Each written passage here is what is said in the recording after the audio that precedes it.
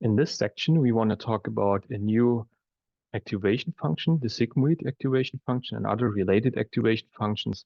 So it will be a rather short chapter, and we have talked about a particular activation function already, like the relo and also the softmax layer. So what is the problem? So we have an CNN where we perform convolution, which at the end is just multiplying and adding values. And those values, so the pixel values, are usually between 0 and, let's say, 255 if you're not normalized otherwise. So you just add up numbers, multiply them. They're getting larger and larger. And if you have many subsequent layers, like, I don't know, this could be 100 layers, for example, then those values can increase and the whole thing can kind of get out of control, if you like. And there are different ways how to still keep control. And the idea is that we still want to get those large values. So we still want to have or store the information, but we somehow want to transfer those large values to a more compact interval. And for example, if those values can go from minus infinity to plus infinity, so that in principle can happen, we still want to map them to an interval of an acceptable size, let's say -1 or +1 or 0 and +1. And that's called compactification. That's a very common method in physics, for example, differential geometry in GR. And we also want to apply this kind of compactification here, not for the same purpose, of course, but it's a very helpful instrument in this case. You can do this with very specific functions. For example, the sigmoid, the atangents, and tangents hyperbolicus, they all have the same shape, more or less. And this is the sigmoid, for example. Here you see the equation. It's 1 over 1 plus e to the power of minus the argument. So it just transfers the values from minus infinity to plus infinity to an interval from 0 to 1. So it's usually, or it's often used, for example, for logistic models, the Holtz equation, like bound growth, like binding on receptors, probabilities for that. That's all in the sigmoid function. So it's a pretty common function you have in natural science quite a lot. And the idea is also that relos, for example, you can show that they kind of tend to overfitting. So the sigmoid layer or sigmoid activation function might be a better choice. Another alternative is the tangent hyperbolicus that we especially want to use for architecture of a network. It's called LeNet, was one of the first convolution neural networks. And there's a tangent hyperbolicus as an activation function in between. We also want to use that. And you see it's the same shape, kind of, and just that the interval goes from minus to +1. And I also want to highlight how flat this function is. Also the sigmoid layer, also the sigmoid function for large values in both directions. So and if you think about it, the derivatives, so those values are very close to 0. And in the backpropagation process, you can kind of take care of values which are too large, so because you multiply them with zeros. But also you have to be careful with the vanishing gradient. So there are always pros and cons in that context. But you have to have an activation function, and always, honestly, it's lots of trial and error. So it's really hard to anticipate the exact behavior of such a network, especially if it's very complex like GoogleNet or so.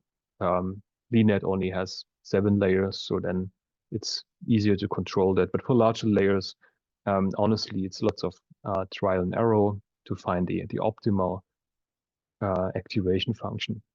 So in any case, we need to add one more activation function, and we also want to add the tangent hyperbolicus. So also here again can have disadvantages. By the way, computation time is an issue, and you saw already by playing with the convolution filter, since we have all these nested loops, it takes relatively long for getting a certain number of images processed. Of course, in the The real modules you can download from Byte package or so, they have optimized the whole process. It's a lot faster, but still computation time is always an issue. So we should actually take this into account. They can saturate easily. That's what I mentioned. So you can actually have vanishing gradients. So the good thing is you can control larger values, but the bad thing is also small values can just multiply throughout the different layers, and you have a vanishing gradient. So as I said, at the end, it's more or less trial and error. It's hard to anticipate for more complex networks, and we have to play a bit with those things. So how do we set up a sigmoid layer? Well, it's pretty simple. So we just want to start with the forward part. Later, we want to add the backward part, of course. Then we calculate the sigmoid based on your input matrix M. So that's just the equation. Then we want to store the output, and we want to store the input. And that's actually it. So let's create the sigmoid class, and also let's add the tangents hyperbolicus, and to do that as well. So we just go back to our user interface. And even though it's a small chapter, I would still recommend to add one more folder. So we can just say sigmoid and tangents hyperbolicus so that we know what we did there. And then we also want to navigate to this particular folder. So let's go back here and then also save this in this particular folder. Now you see we have many folders already, and every folder documents the progress in our network.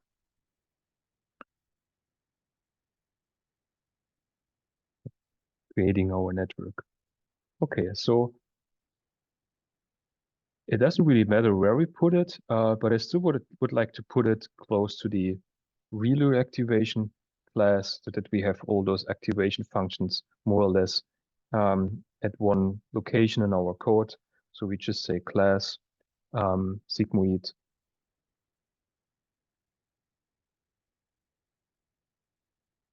and then we have a forward pass.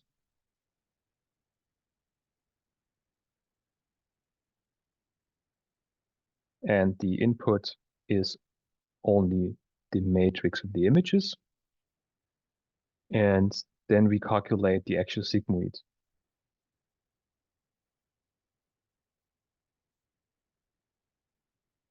And that's just according to the equation you can look up. It's NP exponential of M, but minus M.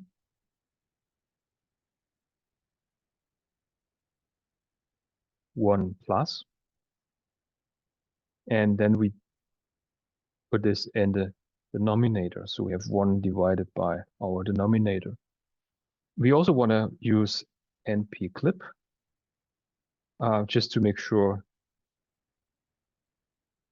that we don't have NANs and in a range where we're way below the accuracy anyway. So we just clip the values here that we don't get into numerical trouble. Okay. Then we also want to save the output.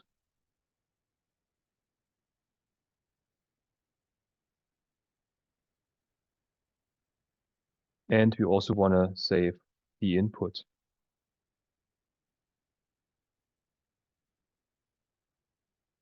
So that's our forward method. There are another advantages for using sigmoid and tangents hyperbolicus that has to do with the derivatives, and we will see that when we add the backward part.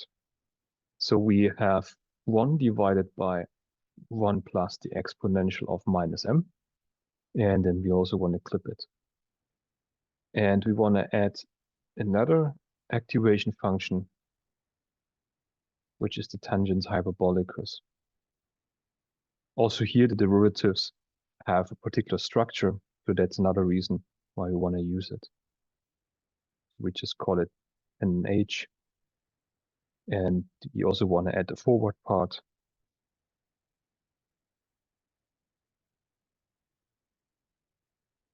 Same idea.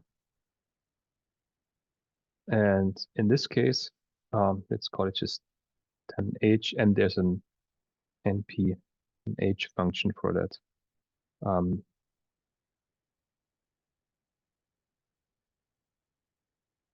For sigma, there's also one, but just that you know what the equation is. Then we want to save the output.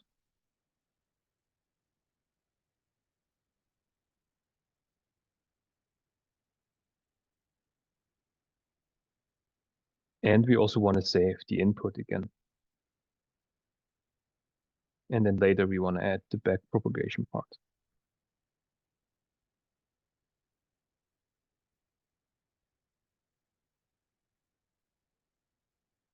Yeah, and that's it.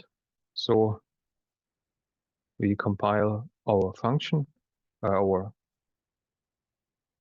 package, or module, and just want to show you. So we have quite some code.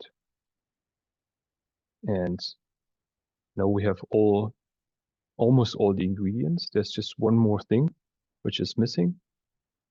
And that's the so-called flattening. And we want to talk about this in the next chapter.